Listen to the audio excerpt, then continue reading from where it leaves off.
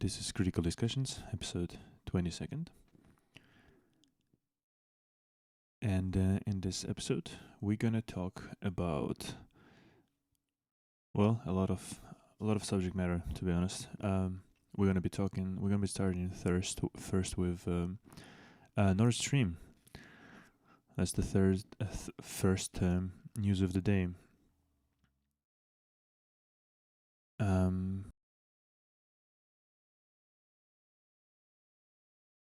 So it's a little bit of old news at this point, but I haven't talked about it before, and that is like sort of a known fact. I mean, for me, it was known for like long time before that. Obviously, it's Russians who actually blew up Nord Stream, but apparently, and again, like I don't understand why it took so long for reports to actually confirm it.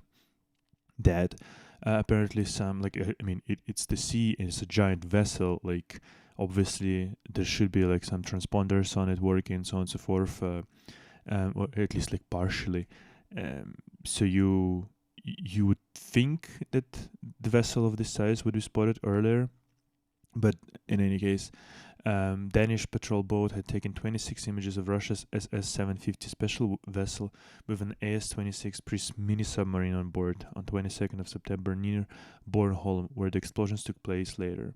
So that's a report from the end of April, basically. And like I'm saying, I don't even like know why it took so long for reports like that to come out. Yeah, it's obviously this is not like 100% clear shot sort of case because you've spotted the vessel. But I mean, sort of if it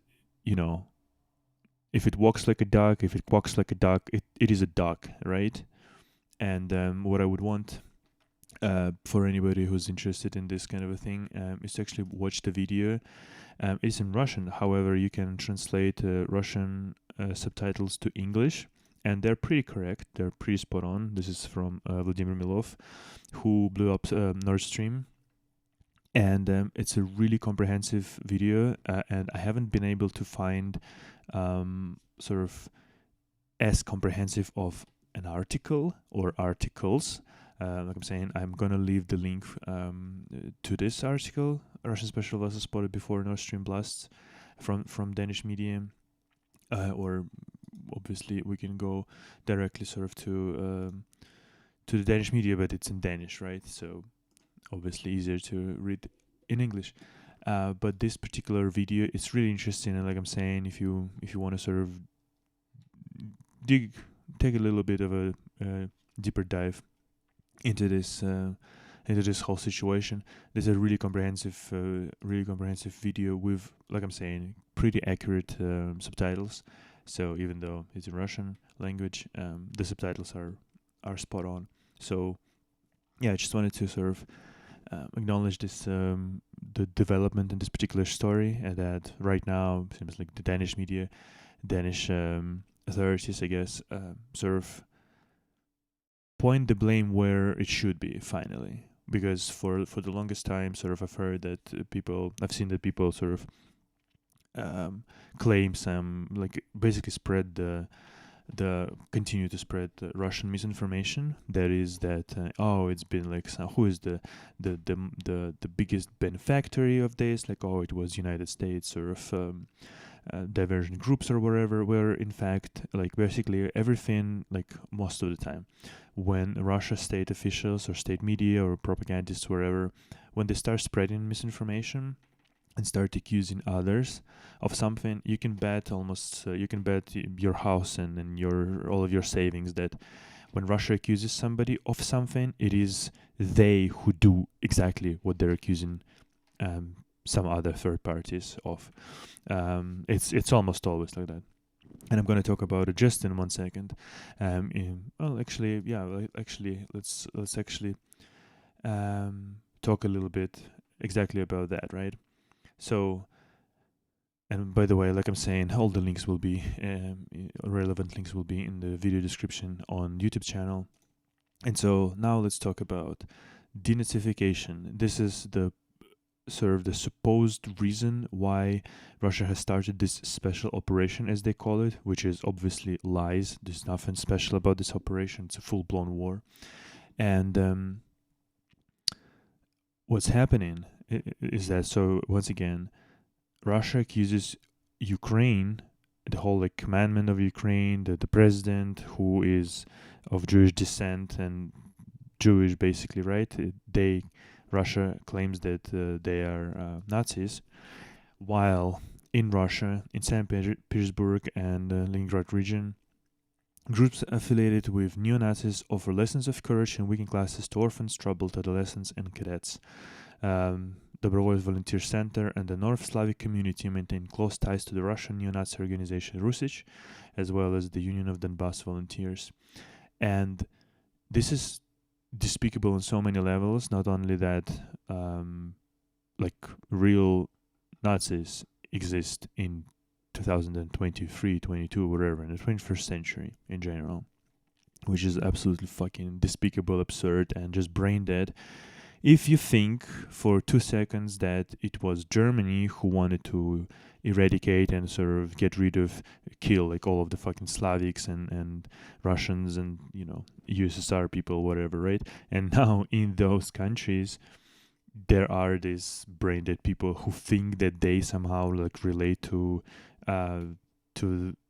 Nazi Germany when Nazi Germany wanted to eradicate them. So it's like, I understand that people who become neo-Nazi, like they don't have too much brain power, but to have as little as to not draw the direct sort of connection between people who wanted to completely erase you from this earth, and then you become them. Like it doesn't, to me, it doesn't compute as, of course, but you know, I'm not a fucking brain dead moron.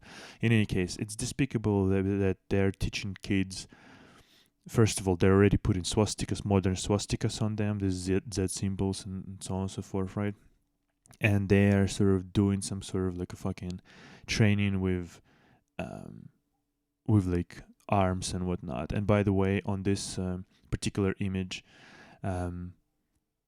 for some reason, unexplicable to me reason, the kids are walking in shirts that says MCS России, and MCS is basically Ministry of what's it, how to translate? It's basically like firefighters and like 911 sort of first responders. It's all sort of under one sort of umbrella. So MCS is basically like in short, it's basically like firefighters, and that's kind of a more or less like respected sort of everywhere, I guess. Like firefighters are always sort of respected, unlike cops, for example, wherever, right? Like police, doesn't matter. And so for some reason, these kids are wearing those shirts of that like firefighter sort of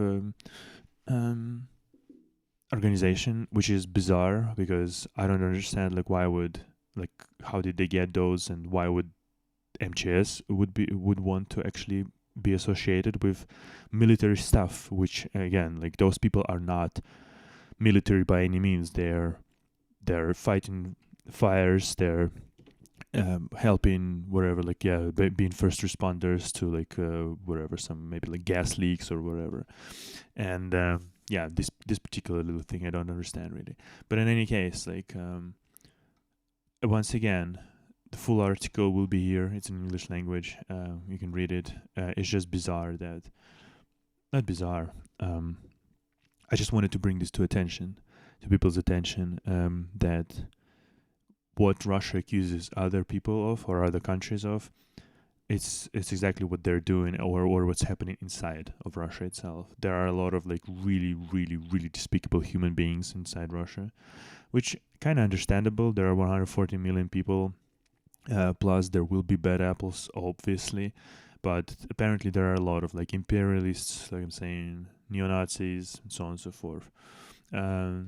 Like absolutely despicable pieces of shit who literally fucking killed puppies, severe, like literally cut the fucking puppies' heads, and that piece of shit is not is now jailed for life.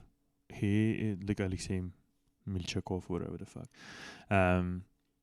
Or other similar fucking pieces of shit, basically. They are sort of alive and well and freely going about places and doing despicable shit, including fighting in Ukraine, against Ukraine, obviously. So yeah, just wanted to sort of bring this to attention, and in case people have some sort of weird views on or maybe think that Russia doesn't have problems like that. Well, they do, and more people should read things like that to understand just what is going on in Russia. And by the way, I remember in one episode I was talking about Rogozin, about the head of space agency Roscosmos, who was literally on the rally of like neo-Nazi rally in like 2007 or something like that in Moscow, I think.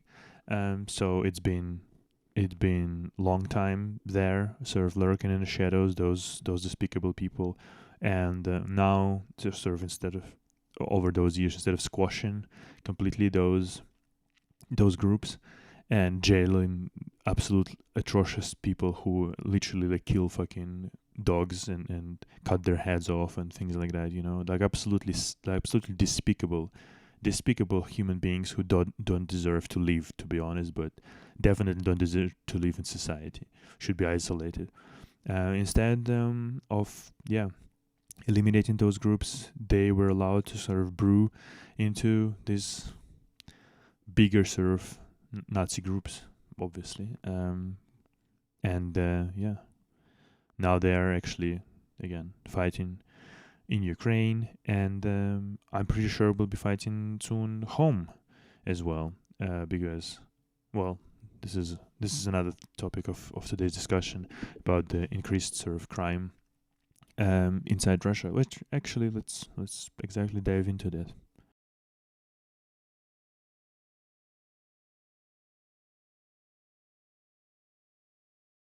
This is exactly the news. Should thy neighbor firearms smuggled from war in Ukraine trigger wave of gun violence in Russia? It's exactly how it sounds. While thousands of firearm Russian troops lost or had stolen from them in the war zones of the North Caucasus. Oh my god!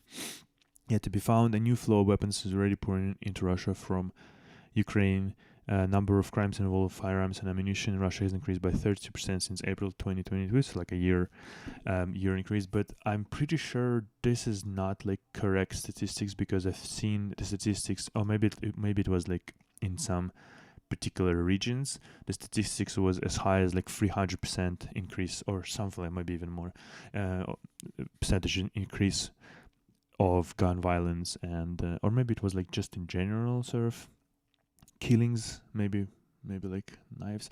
Don't remember really this little specific details, but once again the article is in English, so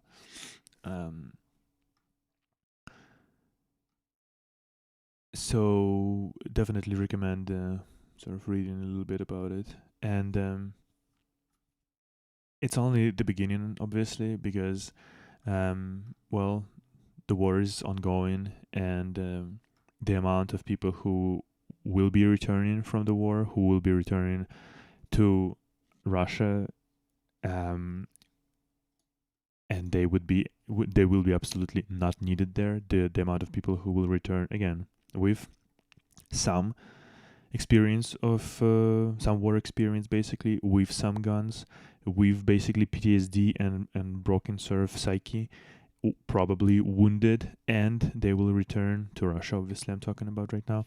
They will return to the country that never gave a single flying fuck about their own people, and especially not the people who sort of, in the eyes of like Russian sort of government and whatnot, sort of served their purpose. So now they're just like wasted material, and they're not gonna receive like prosthetics for freaking, I don't know, blown up legs or arms or whatever. And sort of resentment of those people, of those infantrymen, whatever, like of those personnel who participated in the war on the Russian side will grow.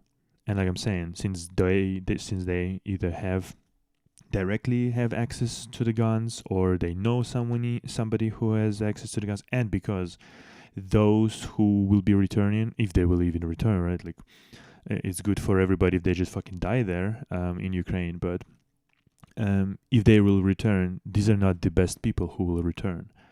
Just as a reminder, not only Wagner Group, Russian, it's not a private military company. It's a organized criminal group, crime group, right? What it is actually. Not only they were sort of conscripting people from fucking prisons, and they have done it. They were specifically searching for people who've done like murders or like like basically like real tough crimes, right? Like not just steal some fucking, I don't know, some money here and there. And then later, not only that Wagner Group did this, but then later, Ministry of Defense of Russia directly were doing the same thing.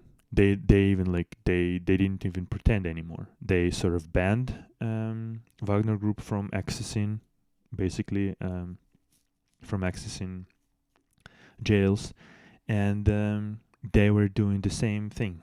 They were enlisting people from prisons, again taking the most atrocious people, and sending them to war. And again, if some of them will survive, some of them will return back. Once again, these are not the best people. These are not the shining light of the nation or whatever. These are atrocious human beings who killed people before, who killed probably people, or at least tried to kill people in Ukraine, and now they're returning back to Russia. So this is just the beginning, basically. This is just the beginning, and the wave of crime in Russia will be no doubt higher than it was in the 90s. I'm pretty sure about that. It's just like it's not yet there, but we're already starting to see. It's like before sort of not before tsunami, but you can sort of start to see the waves on the ocean or on the seas, right? And like at first it's like smaller waves, but the storm is coming for 100%. And 32% year-to-year increase, even this 32%, that's already quite a lot. While all the prior years, it was decreases, basically, or most of the years anyway. It was decreases in violence, and specifically in like gun violence and whatnot. So yeah, just wanted to briefly talk about that. And once again, the article is long. The article is going into more sort of details about what particular sort of souvenirs they've brought a lot of people brought from the wars and whatnot. And yeah. Anyway, link will be in the description. So if you want to take a bit of a read, please do. Okay.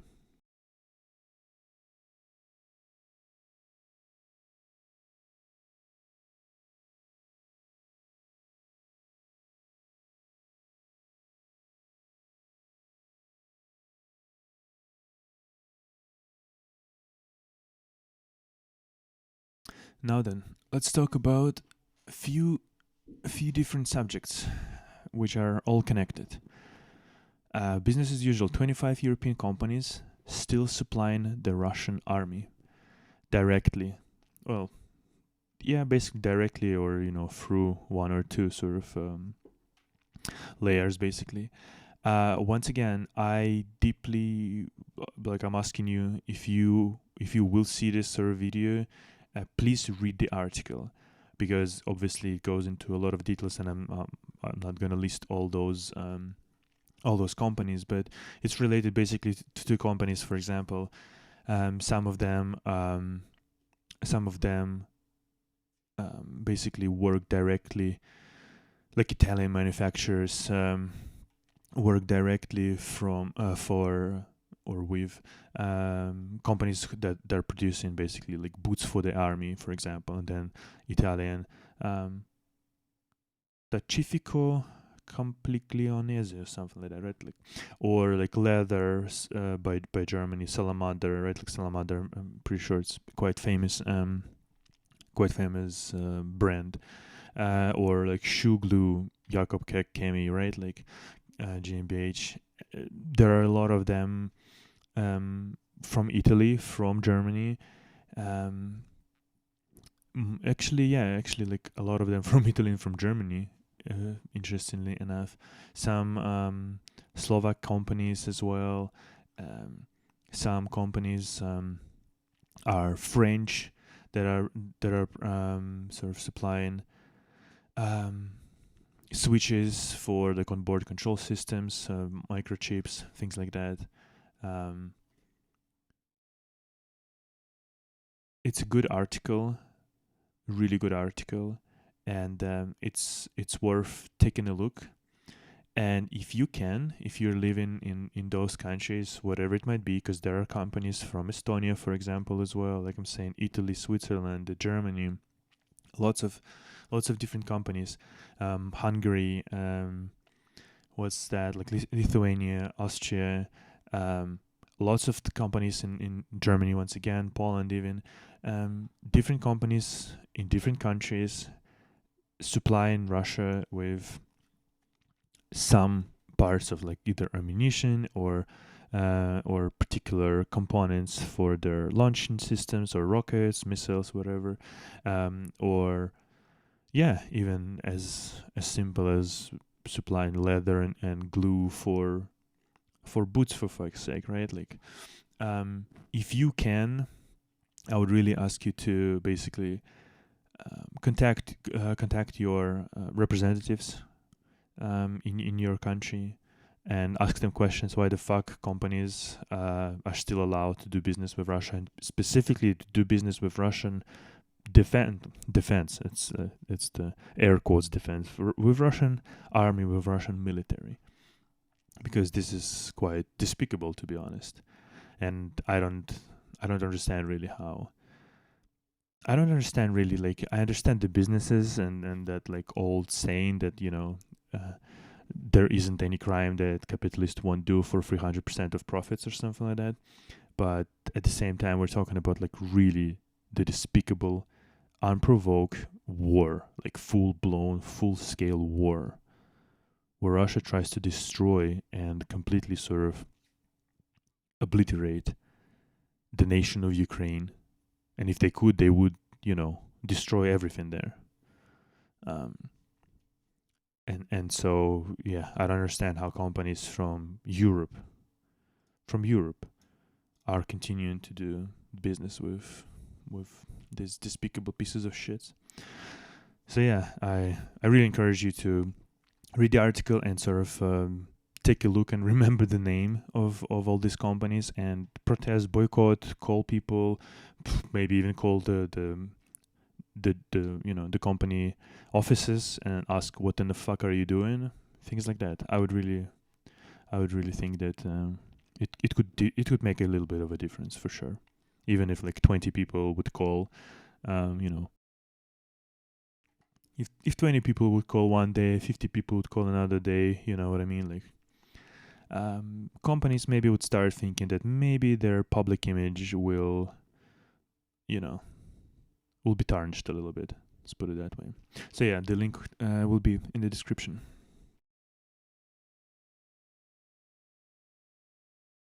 Sort of related to this is beer that's been imported from Lithuania into Russia, even though the Lithuanian producer of the beer actually said that they would exit the Russian market. And what's interesting is that this Lithuanian beer is reportedly being purchased by the intelligence services of Russia, by like a state order, basically, which is once again very interesting how that happens, because like I'm saying, the Wolfas Engelmann, Lithuanian company as part of Finnish group Olvi, said that they halt exports to Russia. However, a year later, products, Wolfas Engelmann's products, are still on sale in Moscow and other areas, and the date of the production is like November 2022, for example. So 8 months after Olvi promised to leave Russia, so it's not like old, supplies. It's new stuff that's somehow being imported into Russia. And although they say that Wolfas Engelmann does not export its products to Russia, since beer is not a sanctioned product, it's widely available on the market and can be resold without the producer's knowledge.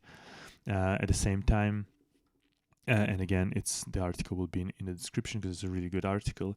The fact of the matter is that the suppliers and like the importers of Russia into Russia are the same, and it's just like Lithuanian company sort of changed name basically, or is a little bit of a different company. So it's just sort of looks like they've created one sort of layer of abstraction, just so it wouldn't be sort of directly associated sort of with this Olvi group and Wolfas Engelmann's company, but it looks like it's basically directly like the beer being sold directly from this company to one layer of abstraction in Lithuania, and then directly to the same importers, to the same company that's been doing business directly with this Wolfas before like the sanctions and everything. So they're not particularly hiding it like really well, and they're basically selling about 1 million liters of Lithuanian beer every month, exporting or importing into Russia. So yeah, once again, one rule for thee, another for me, basically. While sort of Lithuania, Estonia, Latvia, those like Baltic states, deny sort of entry to Russian people, like people who want to escape the dictatorship fucking state, and who just maybe want to pass through basically the those areas to maybe like Germany or whatever. It's not allowed, and but doing business with literal intelligence services is no problem whatsoever. And on that note, another one, Kremlin propagandists still feel at home in Baltic states. Lithuania, Latvia, and Estonia face significant challenges in combating Kremlin propaganda. Despite recent efforts by Baltic authorities to counter Kremlin influence, pro-Kremlin activists persist in their activities unabated, and propaganda publications steadily advance Moscow's agenda. Once again, a good article, but particularly a few things that I don't quite get. Not only that in Lithuania, Putin and Lukashenko sort of thugs sort of operate, and apparently it's somehow fine, whatever. But apparently several sort of propagandists, I was about to say journalists, propagandists are working both in like Lithuania, for example, or in Latvia, not journalists, propagandists. Andrei Yakovlev, Andrei Solopinka, Alla Berezovskaya,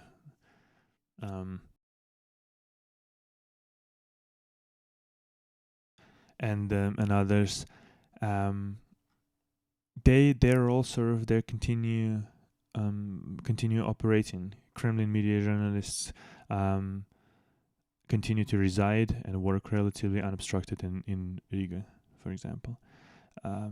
So that's pretty interesting. Like I'm saying, one rule for one group of people, another for other. Both Linderman and Berezovskaya hold the status of non-citizens in Latvia, which grants them special designation and a passport issued by the Republic of Latvia. Good. right? Pretty amazing. Like I'm saying, if you are just a regular schmo who wants to escape despicable regimes, and you are not so-called journalist, which you are fucking propagandist, Russian state media propagandist who support regimes both in Belarus and in Russia, and so on and so forth, right? Like you cannot, as a like I'm saying, as a regular schmo, you can't do it. Can't even enter the country to just move through it to some other place.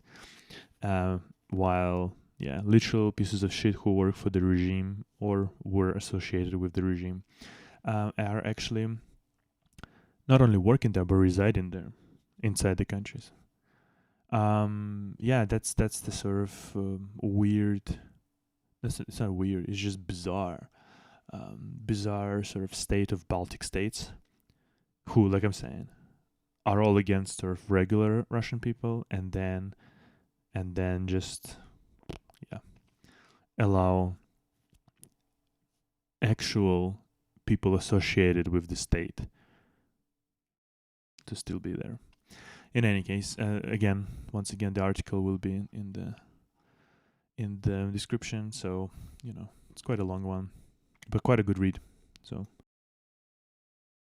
I would definitely invite you to take a look yourself. Yeah.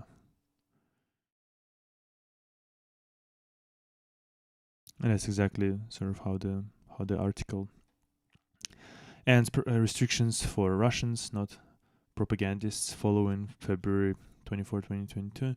Measures implemented by the Baltic states government predominantly mostly affected regular Russian citizens who were residing there for work or study purposes rather than propagandists.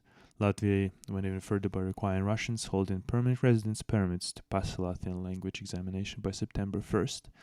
Estonian authorities ceased issuing resident permits, work permits, and business permits to Russians, and in July, a similar ban was imposed on the issuance of visas and residence permits for educational purposes.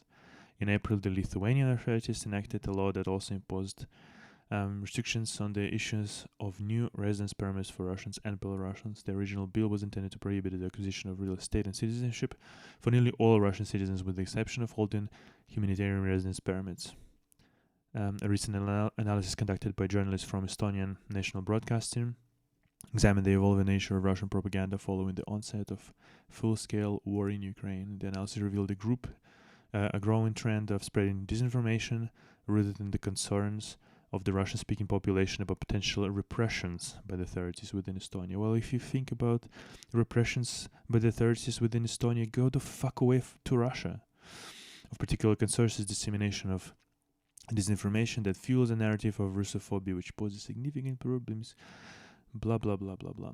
In any case, the article is worth a read just to understand the hypocrisy of Baltic states, where, like I'm saying, the propagandists are allowed to stay, Russians are not allowed to entry, or Belarusians for that matter, not allowed to entry, even with the purposes of passing through the country, and because obviously the countries are in Schengen, and so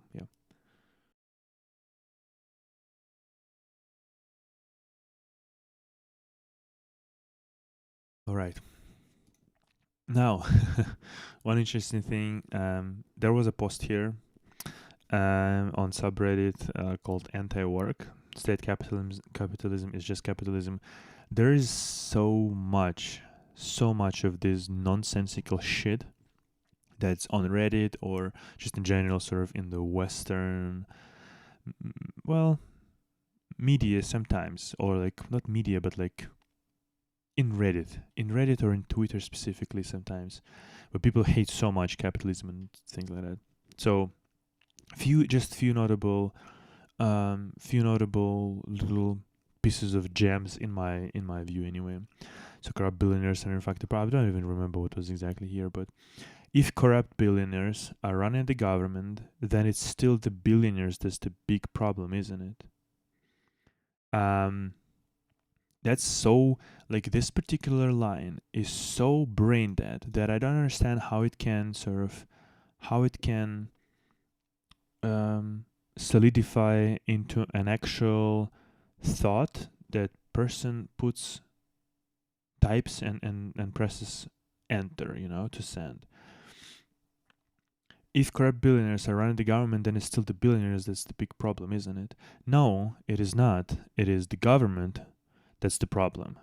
And if the government is corrupt, it is the problem of the government and by extension of like the people of that nation where they have the corrupt government, because the government in a general like good world, sort of ideal world, must serve the people. It is the governmental officials who were elected to represent the people. So one would guess and one would think that those governmental officials should have really high moral values, so they would not become corrupted. So nobody could corrupt them. And so in fact, it is not billionaires if they in fact, like especially like in America, lobbying, which is basically fucking bribery, legalized bribery, is allowed. It is not those people who play sort of the game. It's not them who are corrupt. It is the government who is corrupt. It is the government, because it is the government that decides the legal framework within which everybody else operates. And so if the government continues to allow the bribery, legalized bribery, then it is the government that is the problem, not the billionaires. I don't understand how thick-skulled so many people are and why it is so hard to understand that little fucking distinction. But apparently it is, because, again, this is very specific to, because we're on anti-work subreddit. And yet, I don't understand how people can be so fucking thick and don't understand that calling anyone who makes a living off of owning things is a parasite, the capital class. Owning things isn't a job and doesn't provide any value to society. Therefore, they have to take value generated from the class of people who do generate value, the working class. And yeah, there's some moron who thinks that he's figured it all out. That's basically like this particular sort of way of thinking is a way of thinking of a person who's never created anything themselves. This is a way of thinking of people who do not have anything of value, do not even imagine themselves having anything of value, and do not understand that this particular thing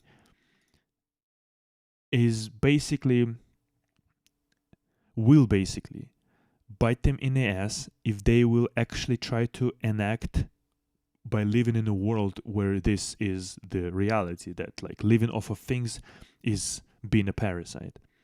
So, for example, here's a dude, so he wrote something, right? Like if say I go and I steal his post, or maybe even better, maybe he wrote a book and this is just an excerpt, and I live off of his world view.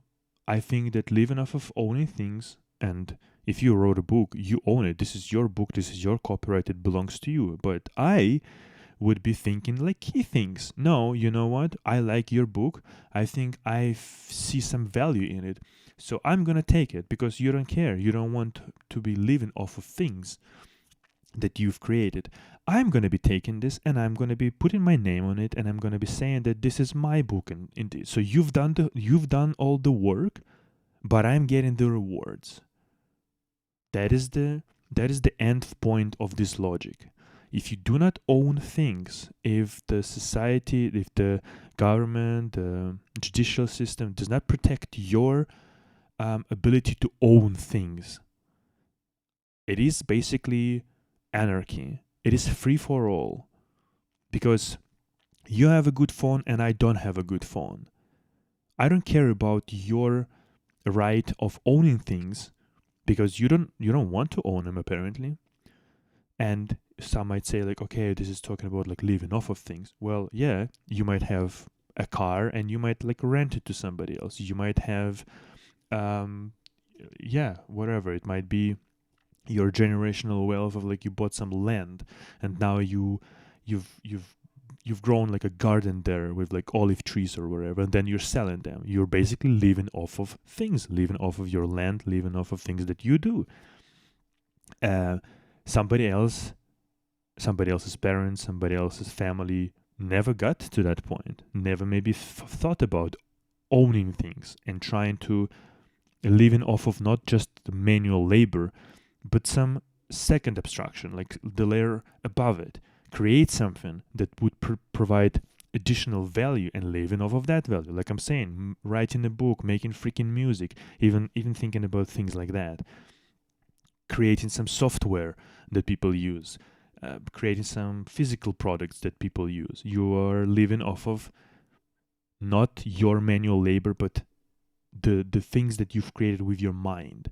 And these people don't understand this, and it just pisses me off so much, because people live in the West, people live like in United States or wherever, and they are so fucking thick, they're so brain dead, that I don't like, I really feel like they don't deserve to live there.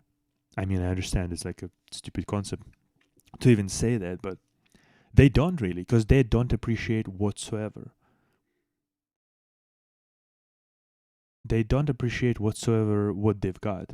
And you notice that they don't go to Venezuela or Russia or some shit place, North Korea, where you can actually live off of this dream that you don't own anything and there is no fucking capitalism, and yeah, just come here. Everything is fine. You notice that they don't do this. They just speak the fucking shit on Reddit and think that they're amazing. They get their fucking 1,000 upvotes, and this is even worse, that people like that are getting thousands of upvotes. So that's I guess this is what sort of bothers me even more, that, or not bothers me, I don't care about this like no name fucking low level pieces of garbage. It's just that it upsets me that people like that exist, and they are in the thousands, judging by the amount of upvotes anyway. So yeah, I just wanted to sort of bring this to attention, because I wanted to talk about it for a long time. And yeah, just the fact that there's almost 10,000 people who found that the corrupt billionaires are in fact the problem, instead of actually seeing where the problem lays. It is the government and the corruption within the government. They're misplacing the blame and just saying, "Oh, billionaires bad," which is pathetic, which is really despicable, and if anything else, it's just brain dead.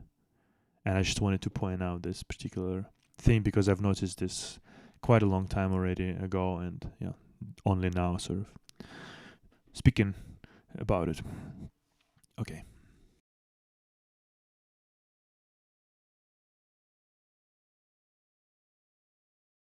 Just a quick news that Permanent Court of Arbitration in The Hague just ordered Russia to pay Ukraine $5 billion in compensation for losses caused by Russia's seizure of Naftogaz's Crimean assets during the annexation of the peninsula in 2014.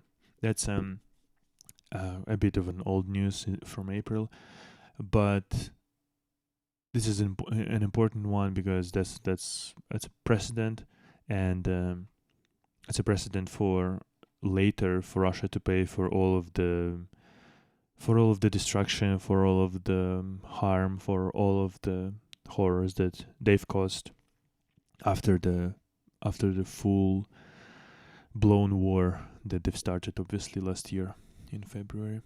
Yeah, just wanted to acknowledge that happened.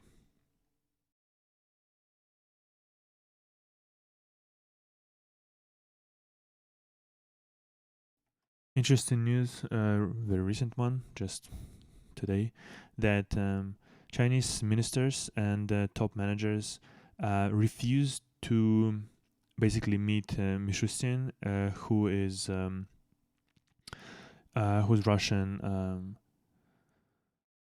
Russian prime minister, basically. Is it prime minister? I think he's prime minister, right?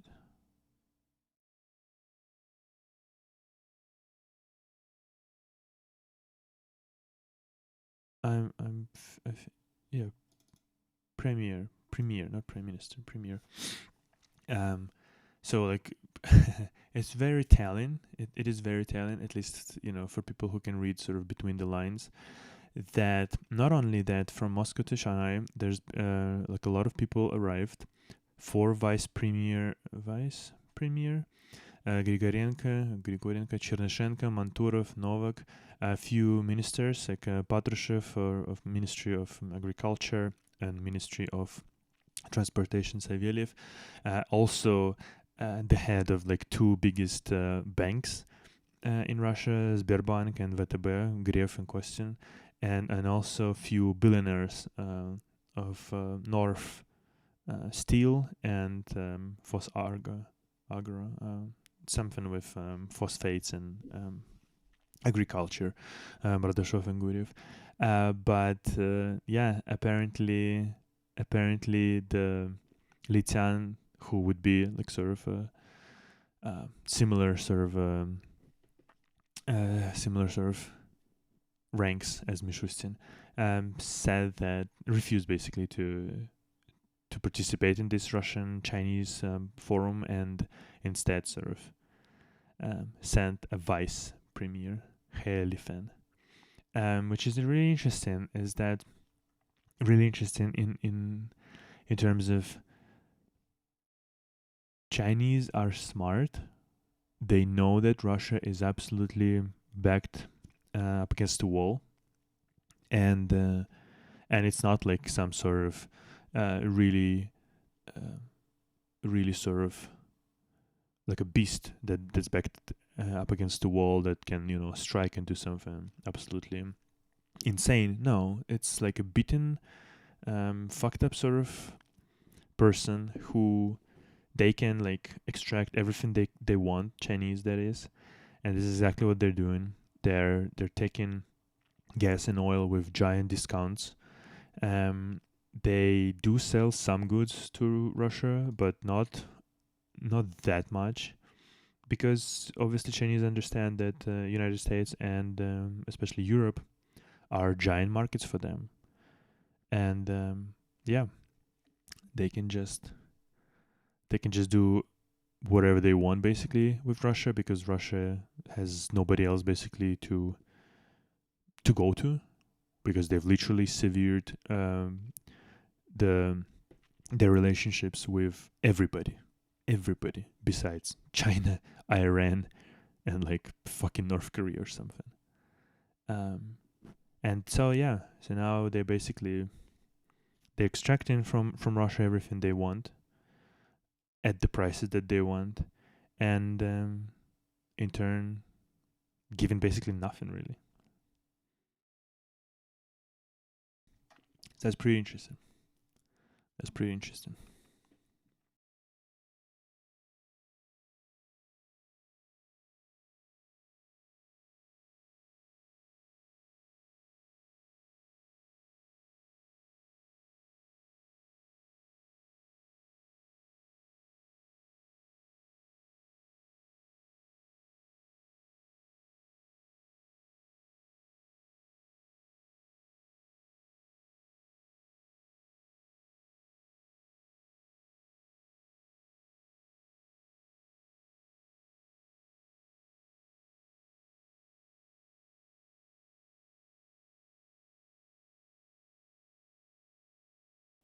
Let's quickly talk about very recent event.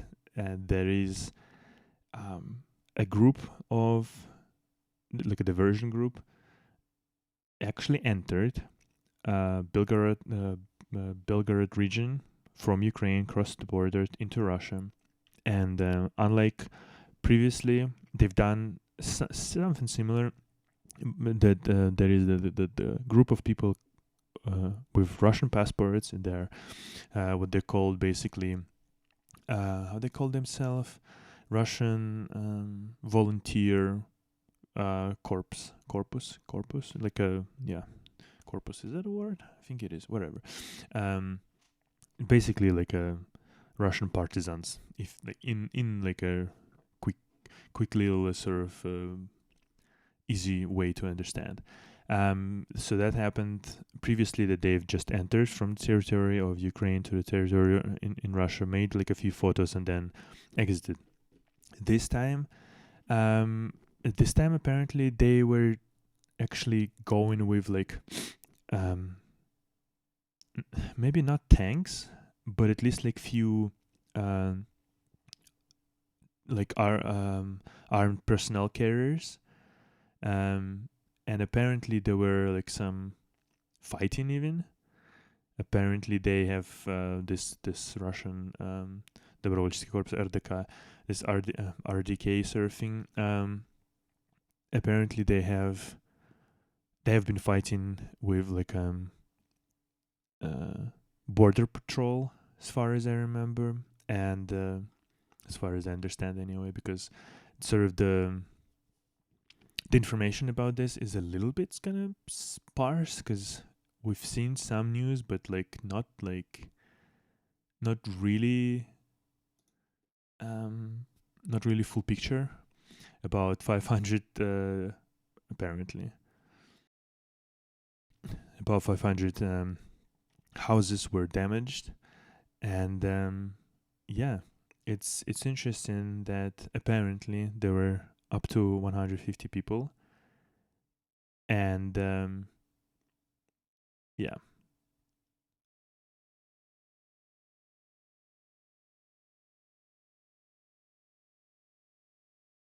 it's interesting in terms of Russia thought that war will never come to their territory, and in fact their border patrol is so weak, and the territory obviously is so large, that they cannot cover and they cannot protect their own borders. And yeah, I hope that like civilians were not harmed, because yeah, because they sort of they shouldn't be involved into all of this. But this Russian RDK, right? This group, apparently they claim that they want to liberate the Russia from Putin's mafia, from Putin in particular, and from all of his mafia, which is a noble goal. I definitely support that particular goal, but it needs to be done sort of carefully, again, to not harm the civilians, obviously.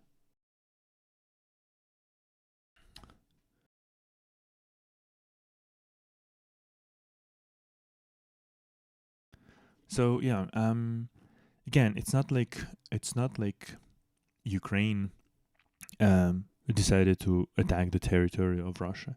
No, that's just some groups inside of the inside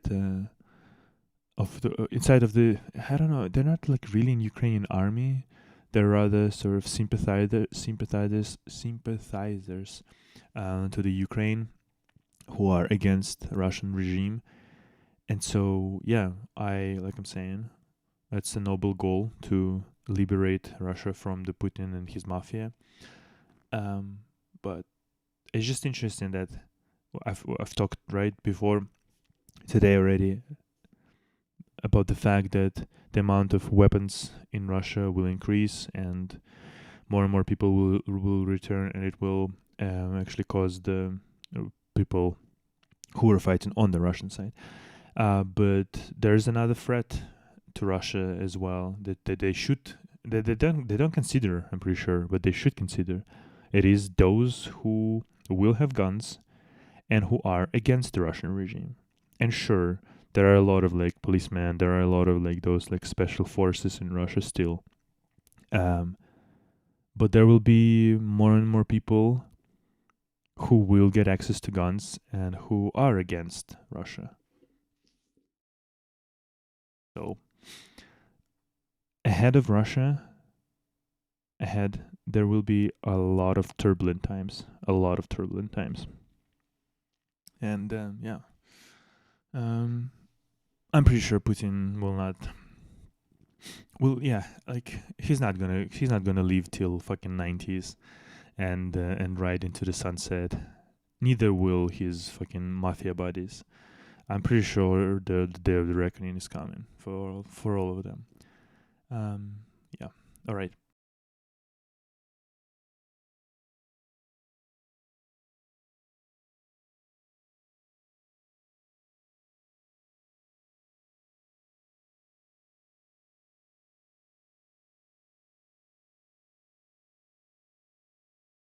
Okay. Apparently, one of the one of the last countries that were sort of aligned with Russia, there is Hungary. Tries to find basically alternative gas, basically, to hopefully, I guess, get rid of the dependency on Russia. Um, Apparently, Qatar could be the one who might replace the Russian gas.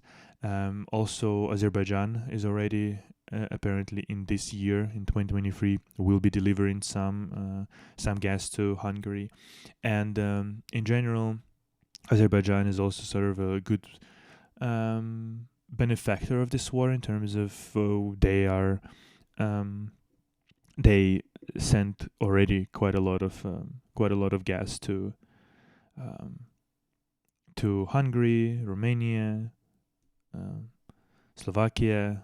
So yeah, it's to Georgia, also to Turkey, to even Greece and Italy. So it's interesting that while Putin blows up Nord Stream, basically cutting off any access to the money, basically, himself basically literally shooting himself in the foot, in 2 feet actually, in both of them, right? Other countries are just using those opportunities to, well, increase their revenues, increase their influence in the world. Just shows you how brain dead actually the Russian sort of um, governmental the mafia. I can't call them anything else. Those who are in power, those like oligarchs and mafia, how fucking brain dead they are actually. They've been like sitting on the laurels for of good sort of prices on gas and oil, but they haven't done anything really.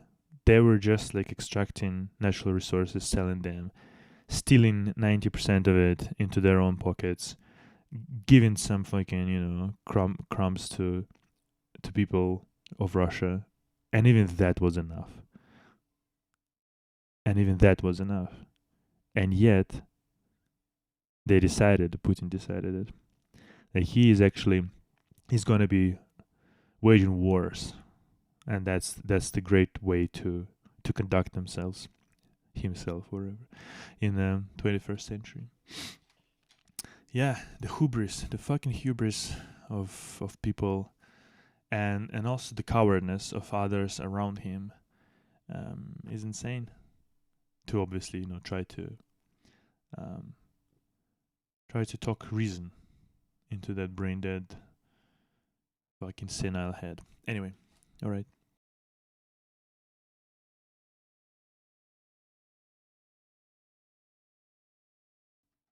One more thing that pisses me a lot is that um, things like this, like literally propagandist, absolutely brain dead, like Belarusian propaganda, is allowed on YouTube, and all that it says is that Putlers Radio is funded in whole or in part by Belarusian government, and that's it.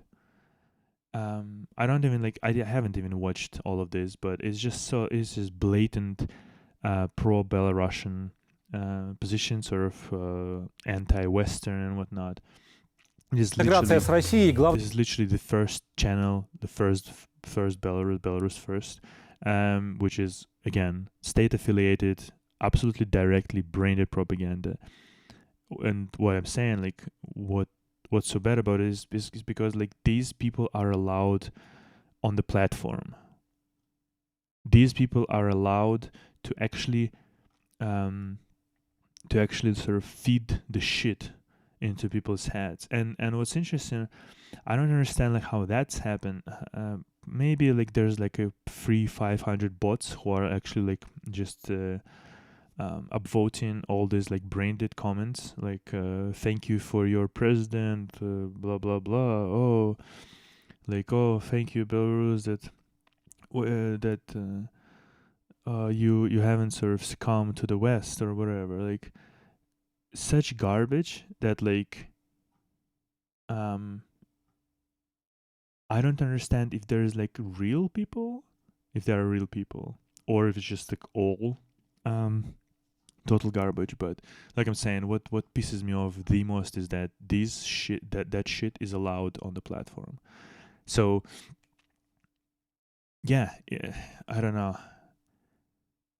Like if it were up to me, I would just remove all of those like state affiliated where it is like a literal dictatorship.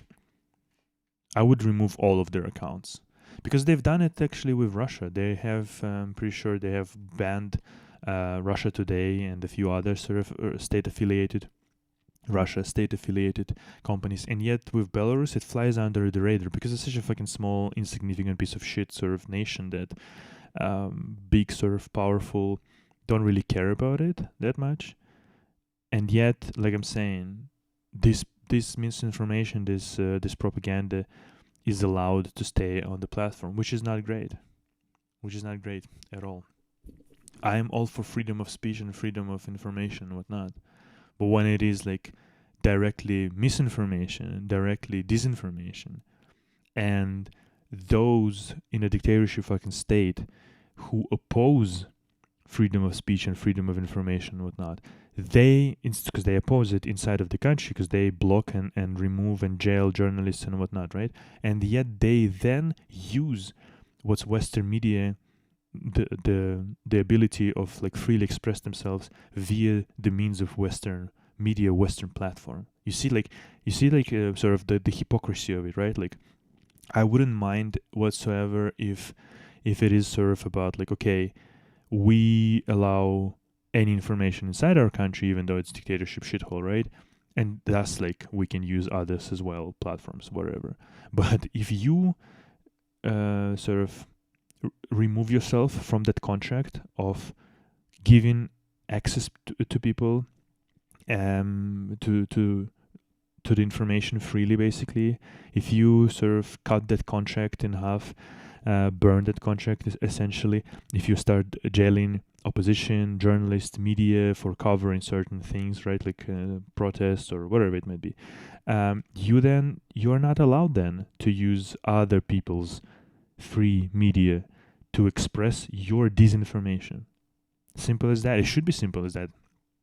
I'm gonna report obviously those things, and I'll put. No, I'm not gonna put this into because I don't want people to actually click and interact with this. But yeah, basically, if you can tag like YouTube higher ups and ask the question, why in the fuck propagandist media, literally the dictatorships, state propagandist media are allowed on your platform, would be good to see some answer for that. Okay.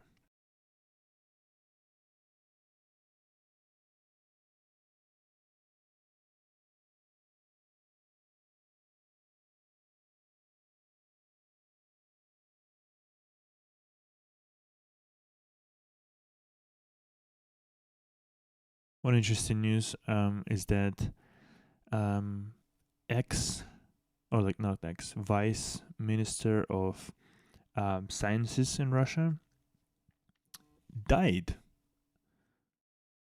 after criticizing the war. Interesting how it happens. Petr Kucherenko, who was criticizing the war in Ukraine in private conversations, apparently, not apparently, but definitely died. He felt kind of sick on the plane, and then he died. This is kind of interesting in terms of this is sort of Russians cunts who tried to kill Navalny and who tried to actually kill apparently Bykov as well, the writer, pretty famous Russian writer. Yeah, basically, it's been sort of the same thing. All of those people sort of were feeling sick on the plane, which is also probably by design. They get sort of poisoned before they go to on the plane. Then on the plane, you can't like necessarily land it immediately, or if you land it, it's not necessarily close to like big hospitals and whatnot. And then and then people are just disappearing, which is interesting.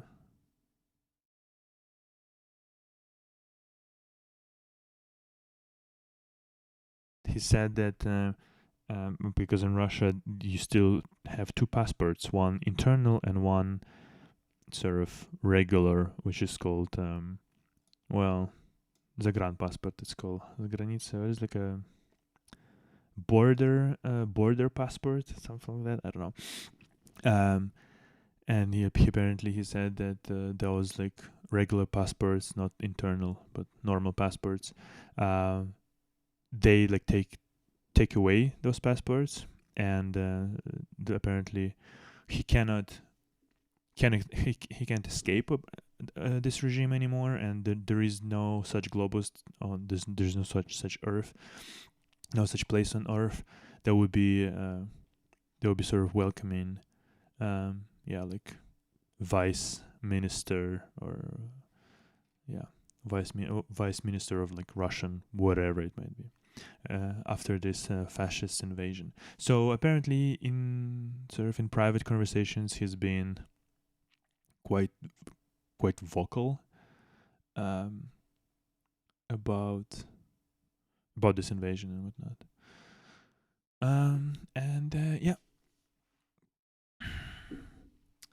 Apparently he was talking about Russian journalist and documentalist Roman Super. I don't know about him at all. And he was saying this this guy, vice minister of sciences, that he was telling to this director, documentary director, save yourself and your family. Get out of there as soon as you can, because you don't even realize the sort of, oh my god, what is it? The degree of monstrosity of this particular government and state, that after a year you won't recognize Russia at all, and that he is not sleeping, feeling awful, that they're all basically taken hostage as hostages, and nobody can say anything. Otherwise, you would be basically killed as a what is it? Green fly, aphid, whatever.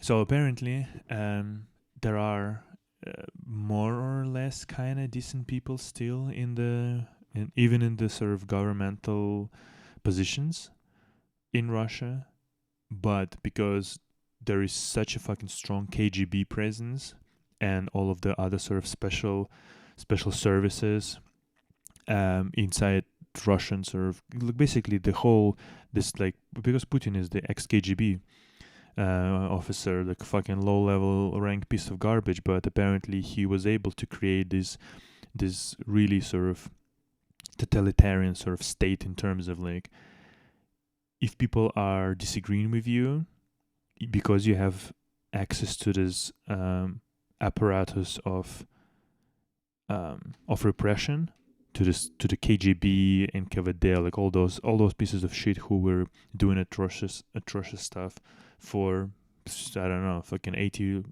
or even more years now. you can sort of control people with fear, basically, essentially. So yeah, this is what Russia is, basically. Just a giant fucking prison for all, even for the most powerful inside of sort of the ranks. Yeah. All right. That's why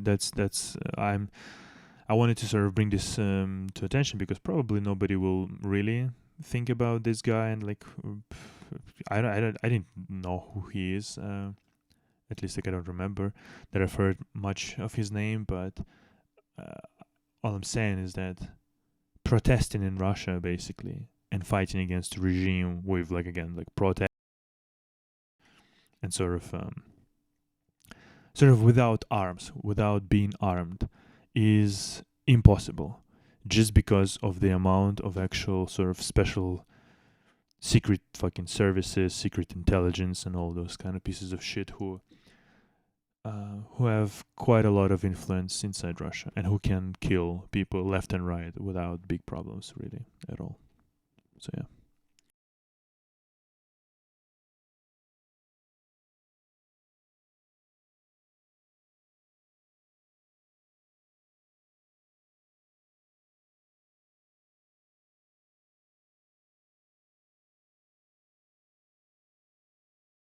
And exactly, sort of talking about this, there was this 9th of May victory parade, which is absolutely despicable what they've done to the memory of World War II and all the survivors and whatnot. Putin is just garbage piece of shit who, yeah, literally shot on that fucking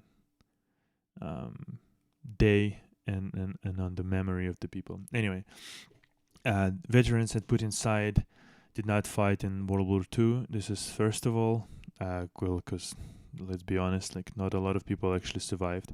However, seated at Putin's right was former NKVD agent Yuri Dvoikin, 98, who was deployed to western Ukraine's Lviv region in 1944 to carry out operations to liquidate Ukrainian partisans. This is just so we know who. This is just so people aware who are those who seated around Putin. It's like NKVD, KGB.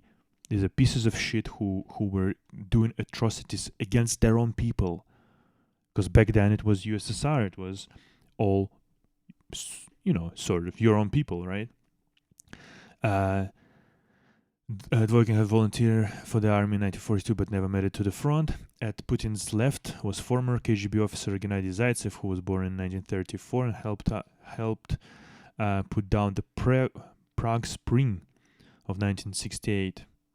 Zaitsev led the group of the 7th Directorate of KGB of the USSR in the Danube operation, as the deployment in Czechoslovakia was called. Under his leadership, the Interior Ministry building in Prague was seized. So these are the people who were killing their own people, who were repressing and suppressing any freedoms even back then, and these are the people who now surround this piece of garbage.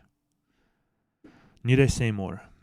And that's what I want people to understand, that inside Russia there are different sort of factions, right? Different sort of levels of those oligarchs and like fucking different people, but the people who sort of directly, really closely tied to Putin are from KGB and from all of those like special services, secret services. And they are the one who can kill even higher up fucking people. And, nothing will happen to them because it's sanctioned directly by this piece of garbage himself. Just so we're clear what kind of state we're talking about. It is a state where oppression goes all the way to the moon and back. So yeah.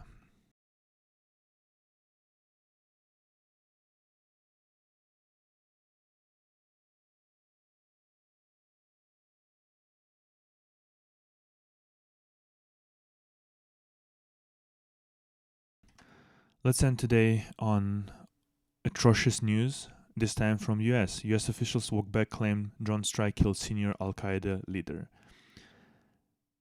Terrorism experts and the dead man's family have cast doubt on Pentagon statement indicating the operation targeted a high-ranking militant in Syria. So once again, United States is doing atrocious shit in terms of using the fucking drone strikes, and those drone strikes are killing civilian people, and then they're fucking questioning, like asking the question, why the fuck people hate America? Why the fuck people are fighting on the ISIS side or some shit like that? Because America literally creates this fucking problem by killing people who are not actually indeed sort of Al-Qaeda members or whatever. And apparently this man Lofty Hassan Misto, 56, whose family identified him as a victim of Hellfire missile attack on May 3rd, was a former bricklayer who lived quietly in his town in northwest Syria, according to interviews with his brother, son, and 6 others who knew him. They describe him a kind, hard-working man whose whole life was spent poor. And the operation was overseen by the U.S. Central Command, which claimed hours after the strike, without citing evidence or naming a suspect, that the Predator drone strike targeted a senior Al-Qaeda leader. But now there is a doubt inside the Pentagon about who was killed, the 2 U.S. defense officials told Washington Post. We are no longer confident we killed a senior Al-Qaeda official. The other offers slightly different view, said, though we believe the strike did not kill the original target, we believe the person to be Al-Qaeda. So they... I just wanted to bring this to attention because I am against atrocities committed by all the fucking states around the whole fucking globe, and as much as I fucking despise Russia just because I'm close to here, right? And I'm not directly but indirectly sort of feeling what's happening, right? By the same token, I'm really against whatever fucking United States does in these drone strikes, especially when they're not killing the initial targets or whatever, right? And even if they are killing initial targets, if there are other people who die because of that, like as a collateral, as a casualty, that's not good. That's not good. This whole fucking drone warfare or whatever, that's not good. Not good enough. If you want to fucking destroy Al-Qaeda members or wherever, do it in a way that actually fucking does this. And destroys just those members. Not any fucking civilians. Yes, it's hard. Maybe I'm asking for absolutely hard fucking stuff, but that's how it should be. No civilians should ever be casualties in operations like that. And this is despicable that they've done it. Comments are not closed, of course.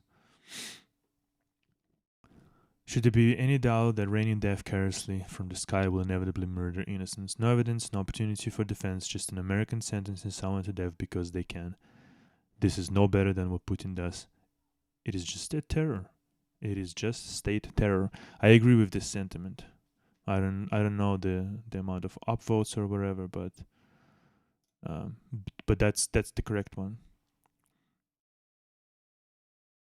Cannot make mistakes like this. This is the kind of killing that will spawn 100 new terrorists that never planned on being terrorists. Our tax dollars were. I'm actually very glad that this is the sentiment on Washington Post, sort of.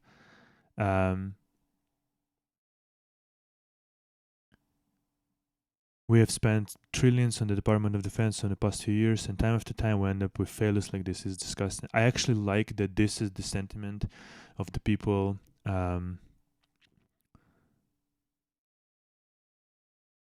far more inclined to trust a government that has the temerity to walk back a mistake than one that doesn't. This is astronomically better than all the WMD and mission accomplished, Guantanamo, Abu Ghraib garbage of one of the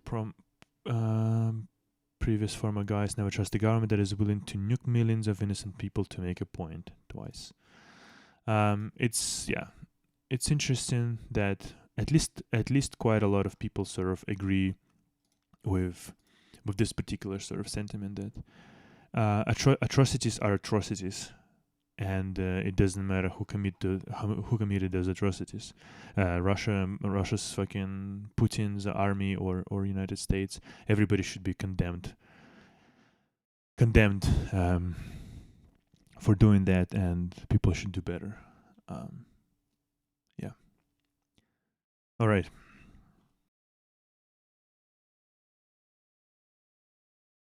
I guess let me end on last joined news. There is this girl, Masha Moskaliova, who basically at her school drew some sort of anti-war little drawing, and then her father got sentenced to jail. Apparently, mother is absent. I don't know. Maybe she is drinking or whatever. So father was raising the daughter. So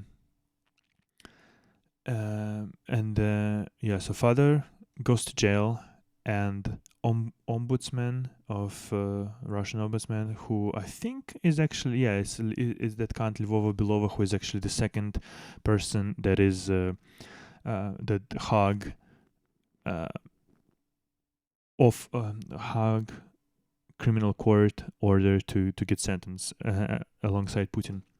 That Kant basically says that okay, now that this girl will be given to a new family. So just think about the horror of living in Russia right now. Girl drew an anti-war little fucking poster in school. Her father, because of that, is sentenced to jail, and she is given. She's taken from him, and she's given to some other fucking family. Well, because of apparently her mother didn't want to deal with her, I guess. I don't know. But just think about what I've just said. That's full-blown fucking fascist state, where they can do anything with people, with kids, whatever. That's insanity. And sort of related to this is that Ukrainian children were telling how they've been held in Russian, basically, well, lager. What is lager? It's like a fucking camp, yeah. Basically, as prisoners in the camps. They were in. So 17 children who occupied occupational authorities in Kherson region sent basically to the children camps on the territory of annexed Crimea. Those children, 17 children, they went back to Ukraine now, and then they were telling about the conditions. They're telling about the conditions. They were beaten.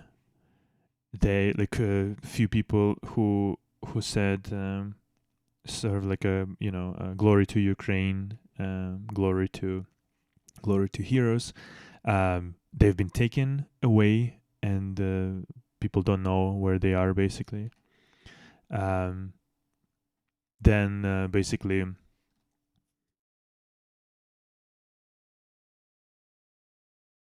Then basically they were sort of they were fed propaganda and just like horror stuff like that you're not gonna go home to Ukraine. Ukraine will be completely obliterated. They were told that your parents disavowed you and don't want to do anything with you. Things like that. This is like they've been forced to learn and sing the hymn, what is it? Anthem, right? Of Russia. Basically salute to fucking Russian flag and whatnot. Yeah. This is insane. And that's just 17 people. There's just 17 people. There is this portal, childrenofwar.gov.ua, right? .Ukraine. And you can see that this is like almost 20,000 people. Almost 20,000 people. 20,000 kids were deported from the territory of Ukraine, basically stolen. Almost 20,000 kids were stolen from the territory of Ukraine. Only less than 400 have returned. Can you imagine that? Can you imagine the horror?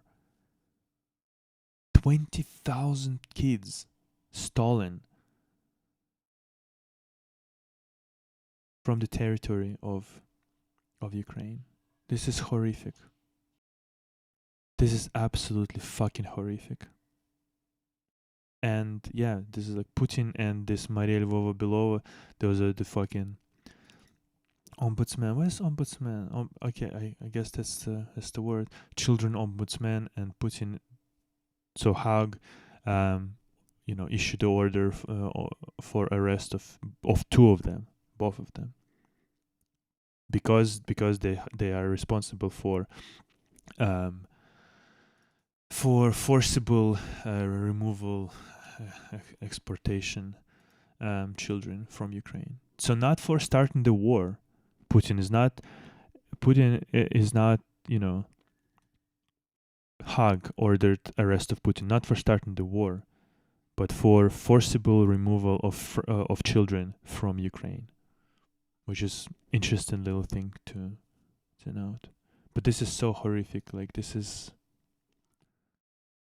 beyond horror. The fact that 500 are dead, almost 1,000 wounded, 400 people don't even know, almost 13,000 at least are known, have been found. I'm not sure have been found where, like on the territory of Ukraine or in Russia, but they're known to be somewhere. And yeah, almost 20,000 kids deported, forcibly deported by Russia, by fucking fascist Russia. And only less than 400 have been returned. Now, okay, I think I'm gonna end here. I'm gonna put link to this particular site where you can actually find, search the surname, and just gonna put this website for sure. And I'm gonna put this article. It is in it's in Russian. I don't think there was an English version of it, but if there is an English version, I'm gonna include an English version. If not, I'm just gonna leave the Russian one, just so people can, even with a quick Google Translate, can read the story of actual children who were in Russia, who were deported to Russia, but who were able to either escape or were like exchanged somehow or something like that.